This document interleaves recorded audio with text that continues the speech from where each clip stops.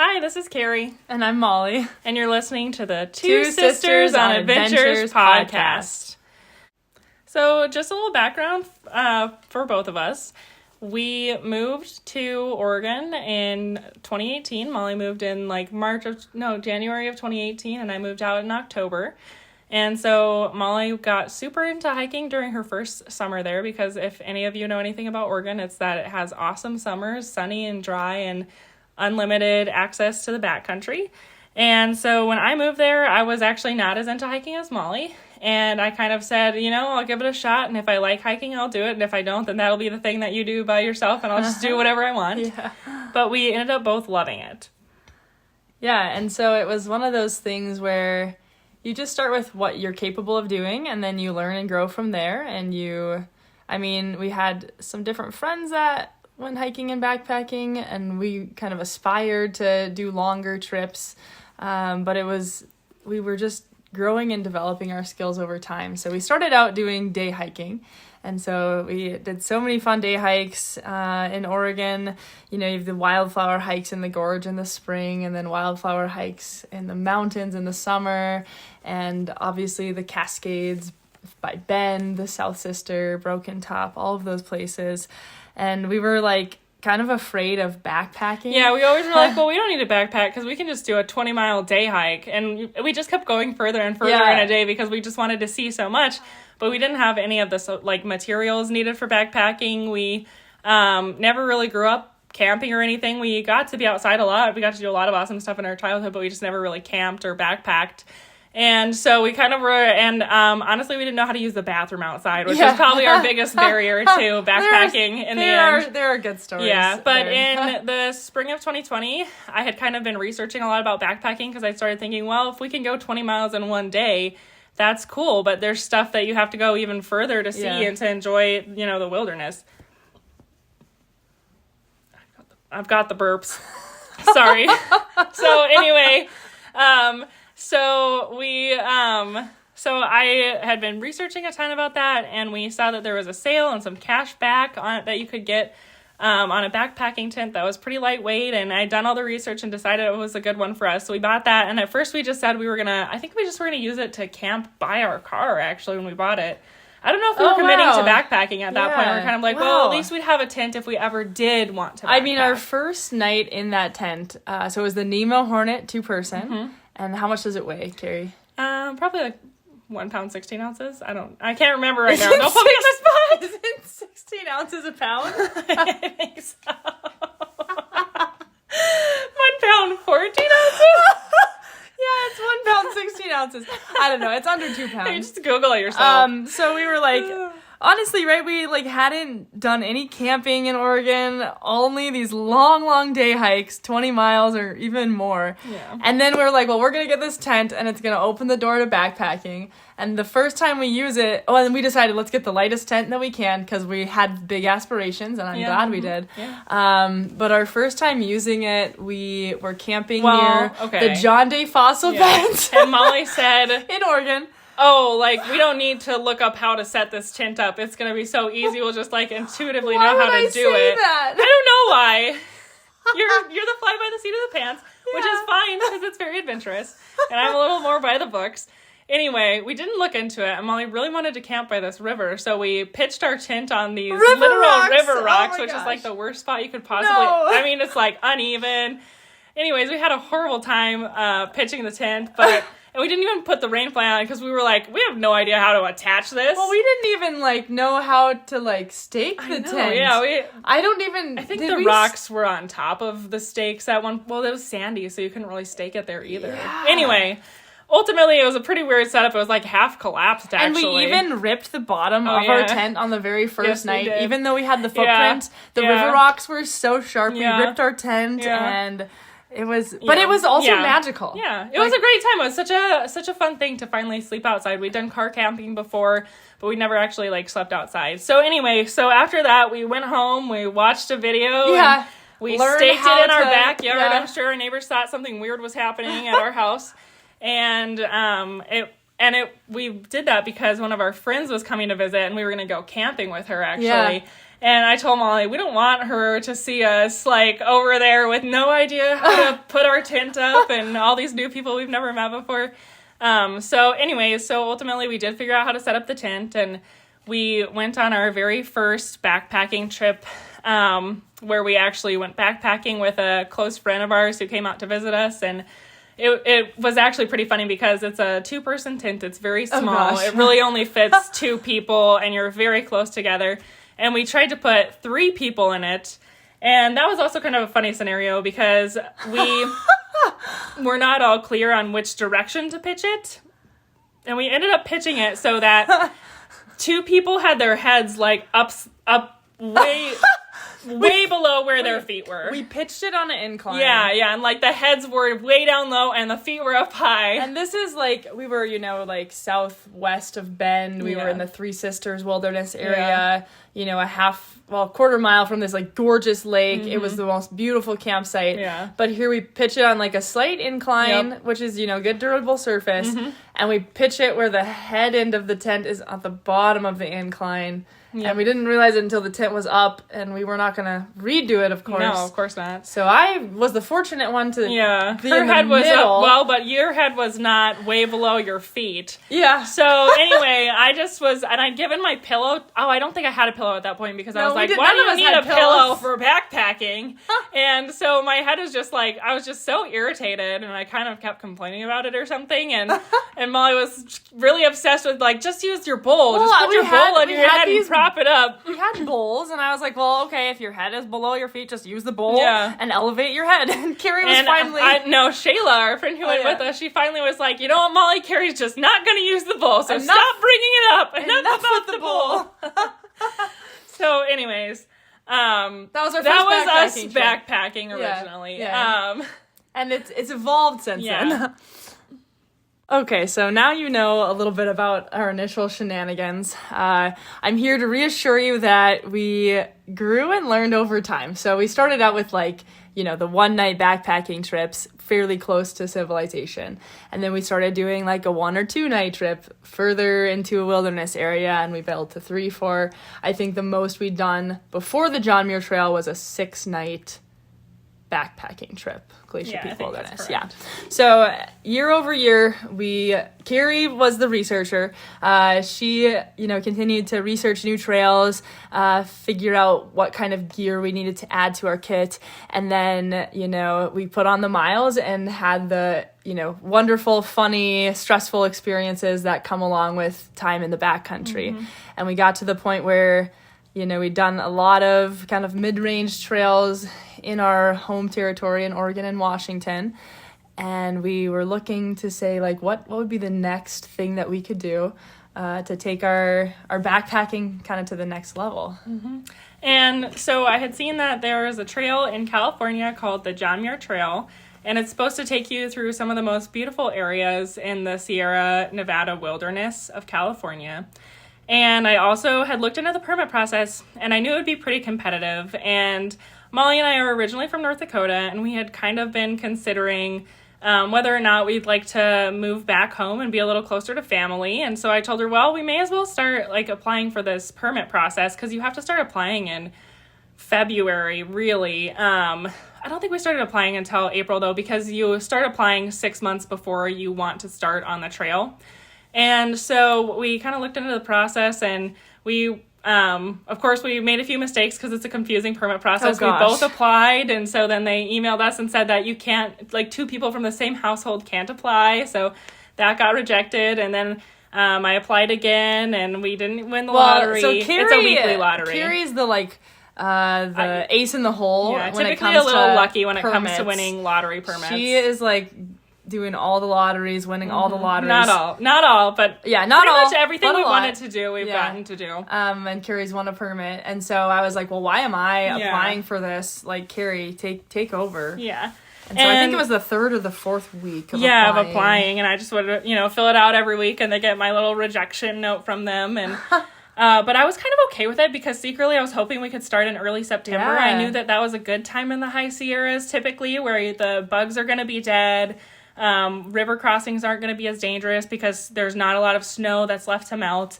And a lot of the John Muir Trail kind of has a reputation for being very busy, having a lot of people on it. But in September, a lot of people are back in school, back at work. And so I thought it might have a chance at being more empty. And finally, one morning, I woke up and I saw that we had the permit, and it was kind of one of those exciting times. Yeah. So finally, so we had the permit, and then it was like first of all, it's just like this real excitement. Honestly, I was kind of like, oh no. Oh gosh. I was like, I got so much planning to do. And I just started thinking about how cold I was going to be at night. Oh gosh. But I was also very excited. Yeah, and I was not thinking of the logistics too much, but I was just really excited. Yeah. Like, wow, we get to do this amazing thing. And we, once again, we learned some hacks further down the road about how you can work the permit system and the, 7-day in advance rolling window for walk-ups in our favor. But at that point in time, we were like, wow, we had it. Yeah. We got really lucky. We got this permit. And it was one of those things where when you get it, you never actually know if you're going to get a chance to do it, because September's a month for wildfires in California, and you just never know what's going to happen on the trail. So, or even in your personal life. So when we got it, it was kind of like, it was an exciting thing, but you kind of also are like, oh, I don't know if it's actually going to happen or not. But it was something to kind of start working towards. And so at this point, Carrie and I both work in healthcare. I'm a physical therapist, and Carrie is I'm a mad scientist. A medical laboratory scientist. And so she was doing a 7-on, 7-off night shift. And so that left her with a lot of work to do in 7 days, and then a little bit of time in between her downtime. 7 days on to do some research. So she took on the brunt of research for the John Muir Trail. And so we had the permit. So that was step one. Yeah, step one. And then should we talk about our walk-up permits at this point, or wait a little bit? Yeah, you can go ahead. So we got our first permit through the lottery, and we didn't get a Happy Valley. Yeah, so Happy Valley, or Happy Isles is the traditional starting point of the John Muir Trail. So if you want to get the full 211 miles, you start at Happy Isles and you end at Mount Whitney. The summit of Mount Whitney is the terminus of the trail. But there's a second starting point called Lyell Canyon. And Lyell Canyon was a spot that we had gotten our permit from. Yeah, and so that's going and starting in Tuolumne Meadows, and that's about 25 miles up the trail. So you don't get to start in Yosemite Valley. You don't get to walk past Half Dome. But you can get on the trail. You get to go over the Donahue Pass, and you get to continue on the trail. So we got that permit. We were super excited, but it wasn't the traditional, if you're doing the trail in continuous form. Connecting it all by steps. Exactly. Basically. So we won that permit, and then we knew that in Yosemite's permit system, which is the same for this year, 2023, as it was last year, they have a 7-day basically walk-up permit. So it used to be that you show up the morning of or the night before, and you hang out at the ranger station, and then they give away a certain number of permits every day. And they've changed that to being solely on recreation.gov at this point. And now it's 7 a.m. Pacific time. You go on and they release a batch of permits for 7 days in advance. So we knew, living in Oregon, where they've implemented a permit system for the Central Cascades, we kind of know the ins and outs of how that works and how you have to play their game. And so we figured, let's at least see 7 days in advance of when we want to start the trail. And we got September 5th, correct? Yep. We wanted to see, can we get one from Happy Isles and do the full trail? So, of course, 7 days in advance. It's the end of August, and we're in North Dakota. And we go on, right at 7 p.m. or 7 a.m. PST. And, of course, they have the permit we wanted, Happy Isles. So we take that permit, and now, even though we won, which was exciting for us, because when you start from Lyell Canyon, you have to arrange transportation to take you from Yosemite Valley up to Lyell Canyon, and that's complicated, and it costs a little bit of money. So when we were going to get to start in Yosemite Valley at Happy Isles, we were really excited about that, just because that cut out our need for public transportation, which is not always the most reliable thing to take. Exactly. So we were excited to get the permit, and it was probably, so we got that permit on a Monday, because that would be 1 week before we started. And I think it was like Thursday morning. Yeah, geez. I woke and I released my permit actually. Yeah, I released my permit.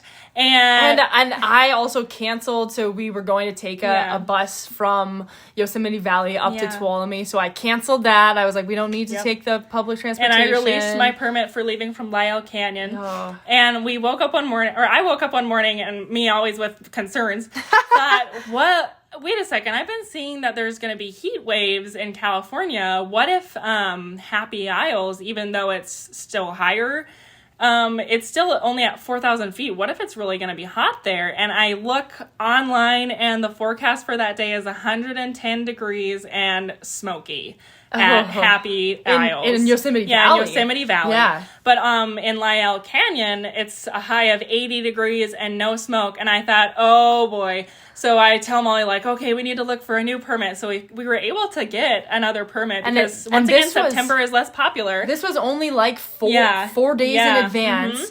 Mm-hmm. We were able to get, there were still permits for Lyell Canyon that were Donahue Pass eligible, and that means you get to cross over the pass and continue on the John Muir Trail, because most of the permits that you get in Yosemite, you have to stay in that area. You can't leave the park on the PCT. Yeah, and so fortunately we were able to snag another permit. Molly released her old permit. Oh gosh. Bought another set of bus tickets. So that was kind of like a little bit of a chaotic time where we were like, excited to go and then excited to start from Happy Isles. And another thing about starting from Happy Isles is those 25 miles have 6,000 feet of elevation gain. Yeah. So it's one of those things where it's 110 degrees and you're not walking on flat ground. No. You're going up, up, up, and there's more limited water sources along that area. So it was just one of those things where starting at 110 degrees and smoke just really seemed a lot more totally unsafe. Full packs. Yeah, with packs that are, loaded up and you've got your food for the next however many days,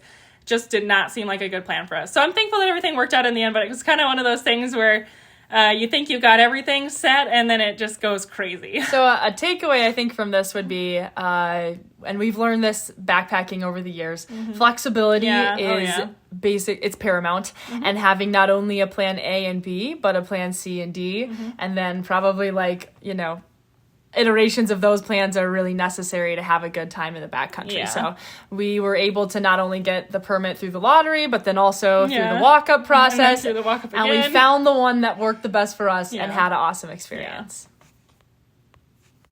Yeah. Okay, so after we got our permit, flipping back actually way back to the time when we had our original permit and we were still preparing for the trail. So we got our permit, and then one of the things that you have to decide is how often do you want to resupply. And so for this trail, since it's 211 miles, we were not going to be able to do that in 4 days. So we were able to carry 8 days of food, each one of us. But we kind of had to think through how often we would want to stop. And so when I was preparing for the trail, I wasn't sure exactly how well we were going to do at elevation, if we were going to need to take things a little bit slower or go a little bit faster. So we discussed it and we decided that we would resupply twice. The first time we would resupply at Red's Meadow, and that's about 50 miles into the trail? That sounds about right. I think it was 45, but it's around 60 from the original trailhead, And then we also were going to resupply at Muir Trail Ranch, which is 110 miles in. We considered resupplying at Vermilion Valley Ranch, but we didn't want to commit to that because you have to either take a ferry if there's enough water in the lake, or you have to hike an extra 7 miles one way, I want to say. Yeah. And so we didn't want to have to commit to hiking an extra 14 miles if the ferry wasn't running, or taking the ferry if we were just kind of on a roll. So we picked Muir Trail Ranch and then Red's Meadow to resupply. So that was kind of a whole thing in and of itself, because you have to go to each of their separate websites and read the rules about mailing stuff. And so I would be trying to figure it out, and one of them you have to mail a check a week before you mail your bucket, which should be 2 weeks before your expected arrival date, and then you need to write that all in the thing. And then the other one you pay online with a credit card, and then you're supposed to mail the bucket, I think it might have been 3 weeks in advance. And of when you intend to arrive, but you need to be pretty accurate about the date that you're going to arrive to Muir Trail Ranch, because they only bring the buckets from their warehouse a couple of days before. So if you're like way ahead of your time, then you might show up and there might not be a bucket there. But you also don't want to fudge it so far that it's been there for days, and maybe, I don't know if eventually they might just let other hikers go through it if you just leave it there. So we had to kind of calculate out how many days we thought it would take us to walk however many miles, and kind of also say, well, maybe we'll go a couple days back just in case we arrive there early. And ultimately we were able to actually pick pretty accurate dates for arrival. I think we got there 2 days early for our Reds Meadow one because we were keeping a really good pace, and I had kind of fudged it in a way because I didn't know if we were going to be coming all the way from Happy Isles or if we were going to have any issues with the early elevation, because on the second day we already went over a pass that was 11,000 feet. And so I didn't want us, if we were having any sort of elevation sickness, to feel like we had to really push ourselves. So Molly and I had to go to Walmart together, and well, actually first we went out to breakfast. And this was the day after we had quit our jobs. Well, it was the day after our last day of work. And so we went out to breakfast together and sat down to calculate exactly how much food we were going to need to bring with us. It was peach season in Oregon. So we had peach crepes and peach pancakes at the original Pancake House. And it was delightful. And we didn't even bring a piece of paper with us to do our resupply. And so we asked our waiter, excuse us, can we please have a piece of paper? So he gave us the entire, ordering book thing that they write on. Which was great. So we were sitting there with, I think, his pencil and the, piece of paper, his notepad that he uses for orders to scratch out what we needed in our resupplies. And we did a lot of math. We had the calculator going. So Molly and I have done a lot of backpacking. Pretty much in the summer, every other week, we're backpacking for almost the whole week if we can. And so we've kind of got it dialed in as far as what we eat per day. Typically we'll bring 2 packets of oatmeal per person. Depending on how strenuous it is, we might bring 2 to 3 Cliff Bars per day. Per person. We each bring a tortilla and a tuna packet. Goldfish crackers. Our special thing is you can have some goldfish crackers for lunch, or you can have Go-Go Squeeze applesauce. Occasionally some Teddy Grahams. And then we always have some candy for every day we're hiking, because after a certain point, your body just needs calories to keep going. That elevation gain, will hit you, and so we have it pretty dialed in on what keeps us feeling good. And we always went with freeze-dried meals for dinner. We never got quite into the self-dehydrating. Yeah, we're quite as prepared. Maybe someday. Maybe this year. Hopefully. So we definitely had it all kind of able where we could say... And we'd been on already 2 or 3 backpacking trips in 2022 in that early summer. So we were already in our groove. We knew off the top of our head what we needed. So we just had to sit down and figure out how many actual days and nights we were going to be on each section of the trail. So we knew how much to send to ourselves. And we had to figure out the hypothetical number that we needed if we were to start at Happy Isles versus the hypothetical number if we were going to start at... Lyell Canyon / Tuolumne Meadows. So we sat down and we did all that calculation and all the math, and then it was 60 tuna packets, I don't know if that was actually the number. You'll have to look. It was kind of a ridiculous number. So then we went to Walmart and we put it all in our cart, and we had just the craziest looking cart of tuna packets and tortillas and candy and all that good stuff to keep you going, goldfish crackers. And then we bought ourselves some 5-gallon pails, because they ask you to use 5-gallon pails when you mail stuff, because your food has to go on a journey of its own. It has to go on a mule train and across a lake, and then they don't want mice to get into it. And it is kind of funny to be the person going into the post office with your 5-gallon pails and being I'd like to mail this to a remote mountain ranch. Well, I'll interject. So I think our grand totals, we had 98 Cliff Bars, 32 tuna packets, 90 tabs of electrolytes. And that was even knowing that we weren't going to be able to pack quite as much. But the funny thing, so we, had to buy all of the food, and we also had some that we just had from backpacking, and then put it in our 5-gallon buckets, and then... We also had decided that to enroll in this Healthy Oregon project through Oregon Health Sciences University, where you just send them a spit sample and then they do like genetic testing and just look for genetic links for cancer. And so we're like, well, we might as well do that too. And so we like show up at the post office. And so like the Healthy Organ Project, they send you these mouthwash, and you have to rinse out your mouth for a minute and spit it into this tube, and you have to send it to them within 24 hours so it doesn't denature or whatever. And so we show up at the post office, and we have these buckets of food, and we have these these packages that say like biohazard, human sample. We're like, it's not related. I'm sure these people are like, who are these girls? Like with all these weird items they're mailing. It was pretty funny. So we had to figure out all that kind of stuff, and we got it mailed out in time, and it did end up making it to its destination, which I was always nervous about it. But it was kind of funny because if you're someone who's ever gone backpacking or has eaten freeze-dried meals, if you've had like the Mountain House or the Backpacker's Pantry, you know that those can really affect your digestive system.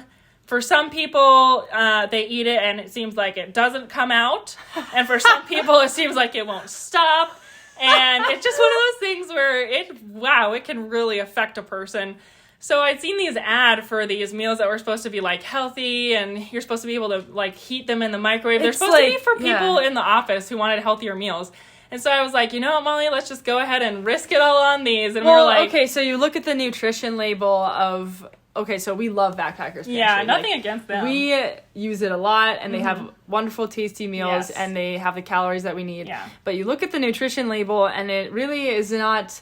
It's lacking when it comes to a lot of vitamins and minerals and fiber. Like, I think you could have, like, all the servings in a container, and maybe you get 2 grams of fiber, and it's like, nah, I don't love that. Yeah. So we're looking at Huel, and it has, like, you know, it has, like, your, like... basically all the vitamins and minerals that you need, and also a good amount of fiber, and you're like, wow, we could actually eat freeze-dried meals for like weeks and get the nutrients that we need, as well as the sodium and the calories that we also need. So we kind of took a leap of faith with the Huel meals because we never even tried them. And we didn't try them until we were on the John Muir Trail. Because Mom would be like, what if we have issues? And I'm like, well, if we have issues, I've already mailed them out. So let's just find that out on the trail. So we ended up getting the Huel meals, and what's your summary there? I think, to be fair, we did not write the amount of water that you needed to rehydrate each of the meals. Yes. So there was, I would say, a problem there because they were like brick meals. And like towards the end, I would just be like, you know what, Molly, I've eaten as much as I can do, and the rest is going to have to be all you. And luckily she picked up the slack there because I got as far as I could. And I think the only one that wasn't like a brick was there was like a Mexican there was the noodle chili. One. Oh, and that was tasty. I liked it. I also like their chicken something, the kind of spicy noodle one, the first one we ever had. And then we brought many of those, but then we were like, we have so many, we don't need to eat that. We'll eat the other one. The unfortunate thing is we use a jet boil, and it's like a 16 ounce, so we can overfill it to probably like 18 or 20 ounces. And I think a lot of the Huel meals, because we were able to double them, so we had a lot of calories per meal. Like way more than if we were splitting like so it was worth it. A freeze-dried meal. But I think that we probably like shorted it at least 10 ounces of water. Yeah, I'm like, I think that I would try it again, but I would maybe try it with the correct amount of water. Yeah. Because it did taste good, but it was just like kind of hard. It's hard to eat a brick meal after a certain number of days of eating it. However, though, being on trail for that many days, I would say like digestively, that was probably the best backpacking trip I've ever had. Yeah. And I was eating that meal for like, 10 days at least. I know. So, so that was kind of one of those interesting little things about resupplying that we decided on. And another thing about when you're backpacking on the John Muir Trail, you have to have a hard-sided bear canister. And so the size of that, I don't know, how would you try to describe that? I mean, I don't know. I guess it's something that can fit inside a backpack. I don't know how to describe it. It's just a certain number of liters. You can just Google bear canisters. I think it's called a 500, the Bear Vault 500. So you can fit a pretty good amount of food in there, but I think that... I mean, we've put like 8 days of food in there. And everyone does it differently, right? Yeah. Some people are like, we've backpacked with friends that, they don't want to bring that big of a container, and they'll do the crushing everything up so that, it's still calories, but it doesn't take up as much space, and you can cram it into a smaller one. Carrie and I, we love to eat. Like, Yeah. I'm not interested in shorting myself calories when I'm on the trail. So we figured, you know what, if it takes up a little bit more space and it's a little bit more weight, but we don't have to be absolutely starving, then I'm okay with that. So all the food that we sent in our resupply didn't actually fit in the bear cans that we had, but I knew it wouldn't. I sent it anyways, though, because sometimes when you're on trail, things that you really liked at the beginning, you do not like by the middle. I'll give an example. Yeah. So we were like, okay, calorically, let's just choose like the most calorically dense foods. We need things with fat. And so we did this research and we were like, okay, macadamia nuts are like one of the best things you can bring. Yeah. That's that was Molly's best thing she could bring. I had no part in that, but go ahead. I thought that was the best thing I could possibly bring. And so I ordered a Costco-sized thing of macadamia nuts, and I tried them in my house, and I said, these are great, this is amazing, so many calories, these are the nuts that I'm gonna bring. And it turns out when they're cold, and you're at altitude, and your body is tired, and then you have to crunch through this, massive macadamia nut that is like cold and hard. It's just too much work. And I was like, I can't eat them. I think I ate like half of a bag and that was all that I ate of macadamia nuts. And so like Carrie's saying, it's important to bring options at your resupply. Do not assume that you're going to want to eat the same thing the whole time, because you might not be you might not be able/capable of eating it. Like, it just is not going to happen. Yeah. Or sometimes I love this one flavor of Cliff Bar, but then I get tired of it. So it's good to have some. So I brought extra food on purpose. I'd never tried the banana, peanut butter, chocolate chip Cliff Bar until the John Muir Trail. Yum. And we bought it because we got like a multi-pack and it came along with it. Or we were just trying to buy variety. Yeah, we were like, I was not going to eat the mint one. Like, what in the heck? A mint chocolate chip? Gross. But we bought that one after we had like turned up our nose at it for years. And that was the best Cliff Bar. That is the hack. That's was the one good. I looked forward to, and I was like crying as I ate my white chocolate macadamia nut one. No, I'm not going to share with you this one. But the banana peanut butter chocolate chip. Yeah. Oh my gosh. Wow. I love that one. So, anyways, we knew that it wasn't all going to fit, but it was kind of worth it. Another thing that's interesting is in your resupply, you have to think of other consumables to send. So we mailed ourselves like chapstick and sunscreen. And toilet paper. Things where it's like you might need more than one roll of toilet paper or like over the what course if something of 2 weeks, tragic happens and now it's all gone. Yeah, definitely. We've been there before where suddenly, someone's toilet paper has rolled the same direction that their pee was going. I'm not going to shout out that person who that happened to, but if they listen to it, you can text me. So anyways, it's one of those things where it's just good to have a backup that you send to yourself. And if you don't use it, luckily you can leave it in a resupply box there, and someone else who needs it might be able to take it. We can touch on that. Yeah, I would just like to say, we did forget to send ourselves toothpaste. Yes. So put that in your resupply buckets. Yes. And fortunately at the Muir Trail Ranch they did sell us some toothpaste. You can buy it, but the nice gal that worked there, she just gave us like a travel size one for free. So that was the nicest. Kind. Yeah. And so as far as resupplies, we met a lot of people who just do the trail, the JMT, and they just rely on hiker boxes. Yeah. So we met a lot of groups where they just cruise up to like VVR, Muir Trail Ranch, look through the hiker boxes, and they can fully resupply, which that's like a little too much risk probably than we would take on, just in case you showed up and there wasn't what you needed. Yeah, and I like to have what I like to eat but also. It's true, you can kind of trade in and out and supplement what you send yourself with stuff from the hiker box. One of our friends that we hiked with had a Biscoff cookie that she found. Oh my gosh, we were so jealous of her. And we were all just drooling as she ate that Biscoff cookie. It looked really good. It was like the one you get on the airplane. Like, definitely someone got it on the airplane on the way there, brought it with them, and was like, I don't want this. But And so your trash or someone else's trash is another person's treasure. Thanks for listening to this episode as we basically recapped how we kind of got into hiking and backpacking, and then covered a little bit of our preparatory work to start out with the JMT. Yeah, hopefully our following podcast will be a little more focused on on-trail stories and experiences, but we just figured we'd at least give you guys a little background into how we got there and some of the little tips and tricks we learned for dealing with the John Muir Trail specifically, because it's kind of a beast. It's overwhelming to figure out all the things that you need to know and at what point you need to know them. And So hopefully you guys, if anyone's interested in doing that, they can learn a little bit from this podcast. But hopefully, ultimately, you can just enjoy, because honestly, it's fun to talk about, and it's nice to have a captive audience of our phone recording us, regardless of who listens, right? So thanks so much for listening. Bye.